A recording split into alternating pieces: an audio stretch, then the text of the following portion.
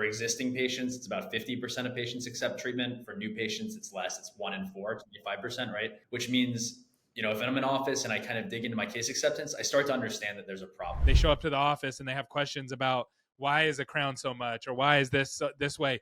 And really what I'm hearing is, help me figure this out. Like, help me get to a conclusion where I can make this work. And it's often discounted as, oh no, they're just a shopper. And if we can flip that around and say, okay, well, how can we actually solve that person's problem quickly and give them a financial option that works for them? All of a sudden, you just turned a shopper into somebody who now is doing treatment, and everybody wins. They should be focusing on doing every single thing they can in that patient's journey to make sure that that patient has a great experience and converts. Welcome back to another episode of Dental Marketing Theory. I'm your host, Gary Bird. I'm the founder of SMC National, where we help you create, convert, and close more new patients so you can grow the way that you want. But you can't grow if you don't have financing figured out. Financing is really becoming the central issue for most of the people that I'm dealing with when it comes to actually growing and getting more new patients to say yes to treatment. Today, I have Robert from Sunbit, who's the head of strategic alliances, and he's going to break down how new patients, for most people, are only converting at about 25%, meaning only about a quarter of new patients that come from marketing are saying yes to treatment. And that's horrible. And there's a reason for that. A lot of dentists think, oh, they're just shoppers. But in reality, people are just trying to figure out how to make their dental treatment work. Robert has a background in the auto industry, and that's an industry that's figured out how to use financing to move their services or their product. And I really believe that dental has a lot to learn from that. So you're going to want to stay tuned. All right. So Robert, why don't you tell me how you got into the dental industry? Sure thing. Like most people in dental, it was an accident. Surprise, surprise. There's not a lot of young boys who grow up wanting to sell patient financing to dentists, right? Same with marketing. I've never heard anybody, young person, say, "Man, Gary, when I grow up, I want to be in the dental marketing industry." Right. We should lock the kids who say that up. But so I ended up in a different industry accidentally before dental. I accidentally ended up in automotive. I've always been in technology, sales, and partnerships.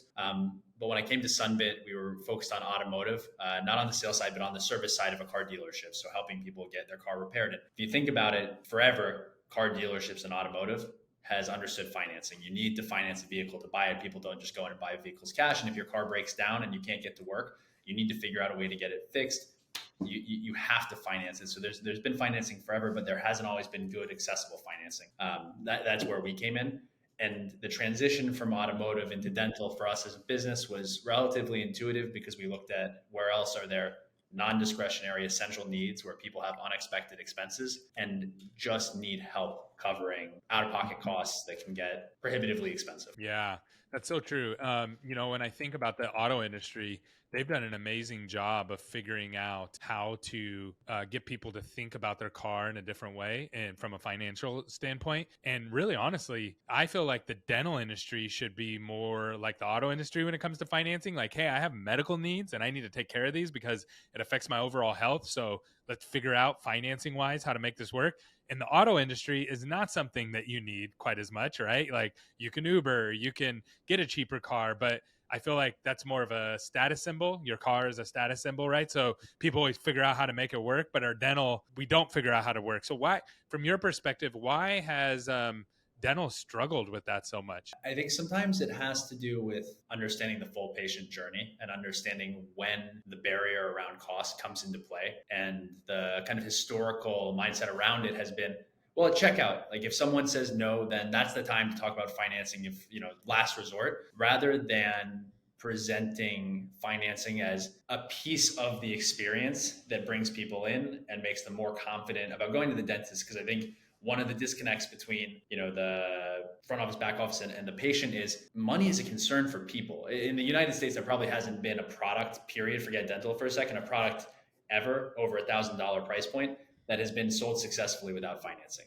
Like, money gets in the way of buying things, right? And if I want to go on vacation for $1,200, I might pause and say, can I afford this now? If I get presented with a crown for $1,200, I might need it, but I still pause and say, do I want to pay for this? So if we can present financing earlier on and let people know that good payment options are available, it changes the entire dynamic in the dental office. But a lot of people aren't thinking about it pre-visit or during scheduling. They're only thinking about it as a last resort. Yeah, that's a good point. And one of the things I want to really talk through with you, because I think you guys really get this, is how does patient financing impact marketing? So, and I'll kind of explain this. So most people, when they think about marketing, they think about the top of the funnel. And when they think of the financing, they think of the bottom of the funnel, like kind of like this throwaway thing, like, yeah, who cares? But how does Sunbit kind of think through this? Yeah, it's a great question. It all starts from the bottom of the funnel in a funny way, because you think about, what is my case acceptance, right? Most offices are thinking about case acceptance. You could probably give me the stats as well as anyone. I think the last thing I saw from dental economics was that for existing patients, it's about 50% of patients accept treatment. For new patients, it's less. It's 1 in 4, 25%, right? Which means, if I'm in an office and I kind of dig into my case acceptance, I start to understand that there's a problem. But by the way, we saw the same thing in automotive. 40 to 50% of people decline their recommended service work. They say, I can drive with a broken AC. I can. So in dental, we have similar stats. Now, to understand what's going on, though, we have to look all the way up at the top of the funnel. First of all, you have 50% case acceptance for existing patients, but how many of those existing patients fail to schedule a treatment or fail to schedule an appointment because they know that they're going to come in and have costs? So you lose even more at the top of the funnel. And I think when we think about, the top of the funnel, it's how do we optimize for the bottom of the funnel, right? How do we, when we bring someone in, change their mindset before they even come in and sit in the chair? So good financing, it doesn't have to be Sunbit. I think biased, Sunbit is very good at this, but letting a patient know before they even step into the office that they're approved for X amount of money, and letting the staff know at the same time, because that changes the dynamic once they're in the office, makes the patient more confident, makes the staff more likely to recommend the treatment confidently. And then at checkout, it becomes a no-brainer. Of course, I'm going to take care of the $1,200 dental needs that I have, because I have $3,000 to split it up over time.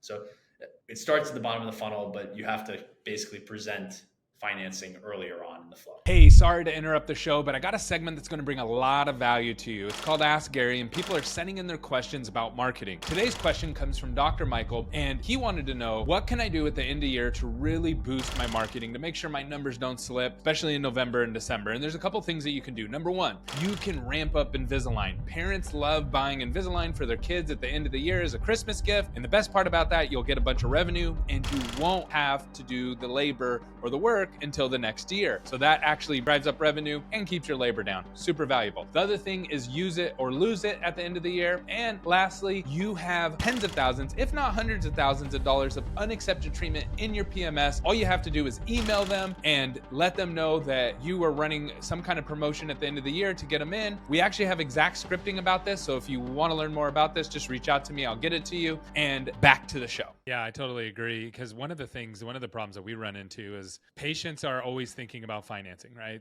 Or just the financial struggles, as you pointed out, in every industry. This isn't true for dental, it's for everything. And so what ends up happening a lot of times at the office is they will say things like this: oh, they were just shopping. And it's like, well, yeah, every patient is just shopping, but they're trying to figure things out and they need help figuring it out. And I always use this illustration. All dentists are shoppers too. When they come to use our marketing services, they shop us. They compare us against other companies. And when they use your financing, they compare you against other companies and say, should we use more Sunbit or should we use somebody else? And that doesn't mean dentists aren't good customers. It just means that they're trying to educate themselves about the services that they're going to be provided. And patients are the same way. And so if we're not careful, what ends up happening is the office says, oh, they're a shopper. They answer the phone. Oh, they're a shopper. They had questions about financing or how this works. Or they show up to the office and they have questions about, why is a crown so much, or why is this this way? And really what I'm hearing is, help me figure this out. Like, help me get to a conclusion where I can make this work. And it's often discounted as, oh no, they're just a shopper. And if we can flip that around and say, okay, well, how can we actually solve that person's problem quickly and give them a financial option that works for them? All of a sudden you just turned a shopper into somebody who now is doing treatment, and everybody wins. The patient wins, the office wins, Sunbit's happy because you have business coming in. I'm happy because you now helped us get a patient that wouldn't have converted now to converted. So like, it's everybody winning across the board. Is that kind of how you guys see it, or what? Give me some insight on that, of how you view that. Definitely. I look at it very similar. And I think, you're looking at the funnel and you're looking at all the places where there might be leakage in that funnel, right? And financing is by no means a silver bullet. It's not the only thing that's essential to case acceptance and optimizing your funnel and conversion. You need to have good treatment plan, recommendation processes. You need to have great staff. You need to have a good practice. You need easy scheduling.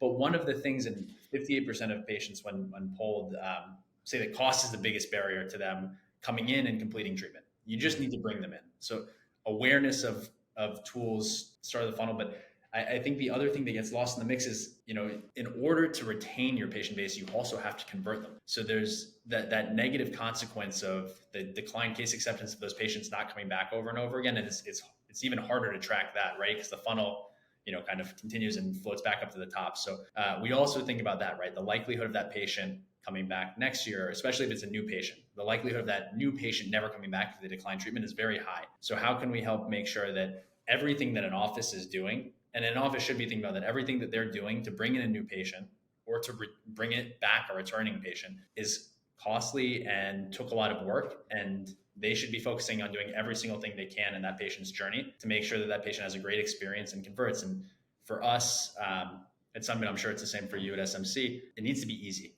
If we don't make it easy for both the patient and also for the staff in the office, they're not going to do it.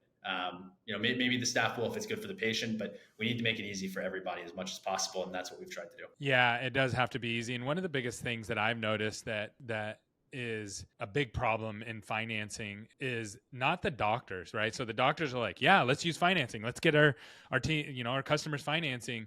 It's really the treatment coordinators and the team that's presenting the fees. And what ends up happening, I've seen this happen over and over and over and over again, is that the treatment coordinator, whoever's presenting the fees, they say, okay, we're going to try XYZ financing company, and we're going to try it on, my favorite patient. I love this person. I really want to help them.